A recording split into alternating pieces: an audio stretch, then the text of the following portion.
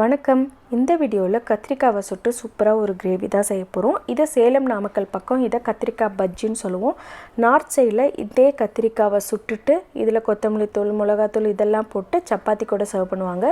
But நம்ம இதை white rice, idli, dosa கூட சாப்பிடும்போது ரொம்ப டேஸ்ட்டாக இருக்கும். இதுக்கு இந்த மாதிரி ஒரு பெரிய கத்திரிக்காயாக எடுத்துக்கணும். இதே நம்ம டவுன் பக்கம் பர்பிள் கலரில் நல்லா பெருசாக இருக்கும். பட் வில்லேஜ் பக்கம் இந்த மாதிரி கத்திரிக்காய் ஈஸியாக கிடைக்கும். அந்த மாதிரி கத்திரிக்காயை எடுத்துகிட்டு கொஞ்சமாக கையில் இந்த மாதிரி எண்ணெய் ஊற்றிக்கிறோம். எண்ணெய் ஊற்றிட்டு அந்த கத்திரிக்காய் முழுசும் நல்லா படுற மாதிரி எல்லா பக்கமும் அந்த எண்ணெயை ஸ்ப்ரெட் பண்ணி விட்டுறோம். ஸ்ப்ரெட் பண்ணி விட்டுட்டு நம்ம சப்பாத்திக்கு ஃபுல்கா போடுவோம் இல்லைங்களா, அந்த இதை வச்சுட்டு ரொட்டி சுடுறதை வச்சுட்டு நம்ம இதை சுட்டு எடுத்துக்க போகிறோம். இதில் சுட்டு எடுக்கும்போது ஈவனாக எல்லா பக்கமும் நம்மளுக்கு ஈஸியாக சுட்டு எடுத்துடலாம். இப்படி திருப்பி போட்டுகிட்டே இருந்தோம்னா எல்லா பக்கமும் நல்லா கருப்பாக ஆகிற வரைக்கும் சுட்டு எடுத்துக்கிறோம். சுட்டுட்டு இதை தனியாக எடுத்துகிட்டு இதை ஆற வச்சுட்டு இந்த மேலே இருக்க தோலை நம்ம ரிமூவ் பண்ணிடுறோம்.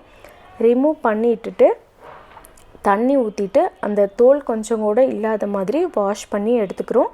சுத்தமாக அந்த கருப்பு தோல் எதுவுமே இல்லாத மாதிரி வாஷ் பண்ணி எடுத்துட்டு அதுக்கப்புறமா இதை நம்ம இதுக்குள்ளே ஆர்கானிக் கத்திரிக்காயாக இருந்தால் புழுவெல்லாம் இருக்கும். அதனால் கரெக்டாக பார்த்துட்டு க்ளீன் பண்ணி எடுத்துக்கோங்க. இப்போ பாருங்கள், இந்த மாதிரி பண்ணி கையிலேயே பிசைஞ்சு விடும்போது ஏதாவது பூச்சி இருந்தால் கூட நம்மளுக்கு தெரிஞ்சிடும். நல்லா பிசைஞ்சு விட்டுடுங்க. பிசைஞ்சு விட்டுட்டு இந்த மாதிரி நார் வரும் செய்ய அதையும் நம்ம தனியாக எடுத்துடலாம். எடுத்துட்டு இதில் ஒரு லெமன் சைஸ் புளியை கெட்டியாக கரைச்சி வச்சுருக்கேன். அதை கரைச்ச புளியும் இதுக்குள்ளேயே போட்டுட்டு மிக்ஸ் பண்ணி வச்சிடறோம். இப்போ இந்த சுட்ட கத்திரிக்காய் கூட இந்த புளியும் போட்டுட்டு நல்லா மிக்ஸ் பண்ணி வச்சிடறோம். இது அப்படியே இருக்கட்டும். அடுப்பில் ஒரு பேன் வச்சுட்டு எண்ணெய் ஊற்றிட்டு கடுகு போட்டு கடலைப்பருப்பு போட்டுக்கிறோம். கடலைப்பருப்பு போட்டு நல்லா செவந்ததுக்கப்புறமா காரத்துக்கு தகுந்த மாதிரி வரமிளகா போட்டுக்கலாம். உங்களுக்கு பச்சை மிளகா ஃப்ளேவர் பிடிக்குன்னா பச்சை மிளகா கூட போட்டுக்கலாம். நான் இன்றைக்கி காரத்துக்கு தகுந்த மாதிரி ஒரு 4 வரமிளகா போட்டிருக்கேன். அதையும் போட்டுட்டு சின்ன வெங்காயம் கிடச்சா போட்டுக்கோங்க, இல்லைன்னா பெரிய வெங்காயம் பொடி பொடியாக கட் பண்ணி அதையும் போட்டுட்டு நல்லா வதக்கி விட்டுட்டு தேவையான அளவு உப்பு போட்டுக்கிறோம்.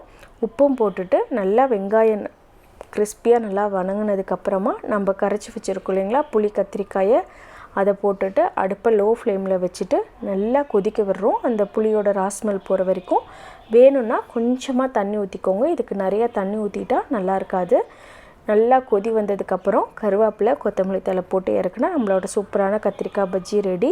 அதம் போட்டு இந்த கத்திரிக்காய் பஜ்ஜி போட்டு கூட நல்ல நெய்யோ ஊற்றி சாப்பிடும்போது அவ்வளோ டேஸ்ட்டாக இருக்கும். கொதிக்க இட்லி போட்டு சாப்பிட்டாலும் ரொம்ப நல்லாயிருக்கும். தோசை கூடயும் நல்லாயிருக்கும். ட்ரை பண்ணி பாருங்கள். Thank you.